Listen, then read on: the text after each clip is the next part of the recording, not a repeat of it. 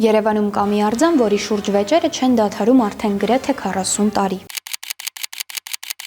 1986 թվականի մայիսի 25-ին Երևանում բացվեց Մարտիրոս Սարյանի արձանը։ Քանդակագործը Լևոն Թոքմաջյանն էր, իսկ ճարտարապետը Արթուր Թարխանյանը։ Սակայն արձանի բացումից տասնամյակներ անց էլ շատերը կարծում էին, որ պետք է ընտրվեր Մեսրոպ Մաշտոցի արձանի հեղինակ Ղուկաս Չուբարյանի կերտած Սարյանը։ Ասում են ընտրության հարցում դեր են ունեցել ոչ միայն գեղարվեստական որակները, այլ նաև ծանոթ բարեկամ հարաբերությունները։ Իսկ Լևոն Թոքմաջյանը տարիներ անց պատմել էր, որ մրցույթին ներկայացվել էր 12 աշխատանք, որոնցից եզրափակիչ էին անցել Ղուկաս Չուբարյանինը, Արա Շիրազինը եւ իրենը։ Հաղթեց հենց Թոքմաջյանի նախագիծը եւ նա Ուրալից սպիտակ մարմար բերեց արձանի համար։ Սակայն այն ժամանակվա Հայաստանի ղեկավար Կարեն Դեմիրճյանը դեմ էր այդ ընտրությանը։ Նա կարծում էր, որ Փոշոտ քաղաքին ավելի համապատասխան կլիներ կարմիր գրանիտը։ Բայց երբ արձանն արդեն կանգնած էր իր տեղում, Դեմիրճյանը ըստ Թոքմաջյանի խոստովանել էր. «Չէի կարծում, որ սպիտակ մարմարը այսքան լույս կտա քաղաքին»։ Արձանների ճակատագրերը հետաքրքիր են։ Սկզբում դրանք քննարկվում են, հետո քննադատվում, իսկ տարիներ անց չեն կարող պատկերացնել քաղաքն առանց դրանց։